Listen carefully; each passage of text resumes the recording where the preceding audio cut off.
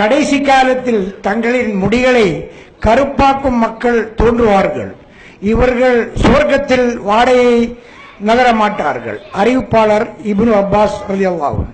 நூல் நஸஈ 49:58. நானும் டை அடிக்கிறவன் தான், அதனால இதனுடைய சிறிய விவரத்தை தெரியப்படுத்துவோம்.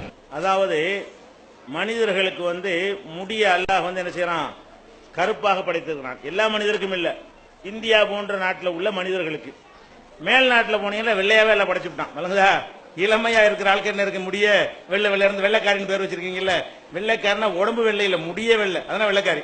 அப்ப அந்த மாதிரி வெள்ளைக்காரன் வெள்ளைக்காரிங்கிறதெல்லாம் முடிய வெள்ளை, அதை விட்டுருவோம்.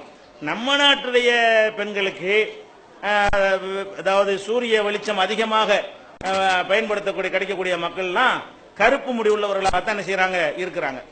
ஆனா காலப்போக்கில் என்னவாகுது, முடி வெள்ளையா போகுது. வெள்ளையா போகும்போது மனிதனுக்கு என்ன ஆகுதுன்னு கேட்டா, எப்பவுமே பிறக்கும் போது வெள்ளையா இருந்தா ஒன்னும் தெரியாது. கருப்பா இருந்துட்டு வெள்ளையா போகும்போது நம்ம கிழவன் ஆயிட்டுமோ கிளவி ஆயிட்டுமோ என்கிற மாதிரியான ஒரு ஃபீலிங் இயற்கையா வரும். வரும்போது இயற்கையா மறைக்கணும்னு அவங்க என்ன செய்வாங்க, நினைக்குவாங்க. கருப்பா இருந்தா தான் நல்லா இருக்கு, வெள்ளை வெள்ளன்னு போச்சு, வெள்ளை வெள்ளன்னு போனா என்ன இருக்காது, நமக்கு மரியாதை இருக்காது நினைப்பாங்க. அது பத்தி ரசூல் ஸல்லல்லாஹு அலைஹி வஸல்லம் காலத்துல அவங்க என்ன அளவுகோல் பண்றாங்கன்னா, நீ வெள்ளையா வச்சுக்கிற வேணாம், மறைச்சிக்க. வெள்ளை முடி வந்துட்டா என்ன செய்ய, வெள்ளை வெள்ளன்னு இருக்குன்னு அவசியம் கிடையாது. ஆனா என்ன செய்ய, எந்த அளவுக்கு மறைக்க, ஒரு ஆள் வர்றாரு, அபூபக்கர் ரலியல்லாஹு அன்ஹு இருக்காங்கல்ல, அபூபக்கர் சஹாபி, அவங்களுடைய தகப்பனார் அபூ குஹாஃபான்னு அவருக்கு பேரு. அவர் கடைசி காலத்துல இஸ்லாத்தை தழுவுறாரு. அவரை கூட்டிகிட்டு வர்றாங்க. வந்தா தலைமுடி வெள்ளை வெள்ளேர்ந்து அப்படி பஞ்சு மாதிரி இருக்கிறது. அபூபக்கர் ரலியல்லாஹு அன்ஹு ஒரு ரசூலுல்லாஹ்வுடைய வயசுக்கு சமமான ஆளு. அப்ப எப்படி இருப்பான்னு பாத்துக்கிறீங்களேன். ரசூல் ஸல்லல்லாஹு அலைஹி வஸல்லம் வயசுக்கு சம அபூபக்கர். அவங்க தகப்பனாரா இருந்தா எனக்கு இன்னொரு 25 வயசு சேர்த்துக்கிறங்க. அப்படின்னா ஒரு 85-90 வயசுல உள்ளவரா இருப்பாரு. அந்த வயசுல ஒரு ஆள் இருந்தா என்ன செய்யும், தலைமுடி வெள்ளை வெள்ளன்னு இருக்குமா. அப்ப ரசூல் ஸல்லல்லாஹு அலைஹி வஸல்லம் அவர் பார்த்தோன்னு சொன்னாங்க, முதல்ல இவருடைய தலைமுடியின் கலரை மாத்துங்கள், கைருஹு, இந்த தலைமுடி கலரை மாத்துங்கள், வஜ்தனிபு சவாத், கருப்பை தவிர்த்து கொள்ளுங்கள் அப்படிங்கிறாங்க.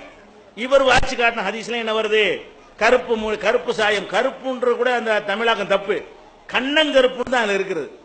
அதுல என்ன வருதுன்னு கேட்டா, கண்ணங்கருப்பான ஒரு சாயத்தை அடித்துக்கொண்டு நீங்கள் மறைக்க கூடாது.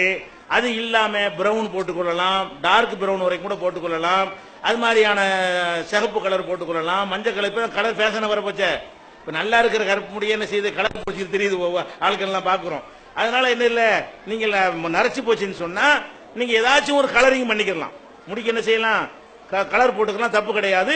ஆனா கலர் போடுறதுல எது இருக்க கூடாது, அட்டை கருப்புமாங்கல்ல, அண்டங்காக கருப்புமாங்கல்ல, அந்த மாதிரி கருப்பு இல்லாம ஒரு லைட், அதாவது கருப்பை விட குறைவாக இருக்கக்கூடிய சாம்பல் நிறத்தில் உள்ள கிரே கலருங்கிறாங்கல்ல கருப்பு, அல்லது கருப்புக்கு அடுத்த நிலையில் உள்ள பிரவுனு, அந்த மாதிரியான கலர்ல என்ன செய்யலாம், நம்ம போட்டுக்கொள்ளலாம்.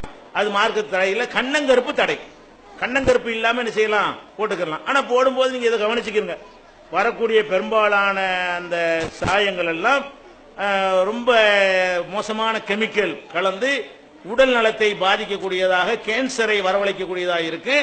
பார்த்து இயற்கையான உள்ள விஷயங்களா, செயற்கையான ரசாயனங்கள் இல்லாம மூலிகை அடிப்படையிலான அந்த மாதிரியான டைகளை வாங்கி பயன்படுத்தினா நல்லது.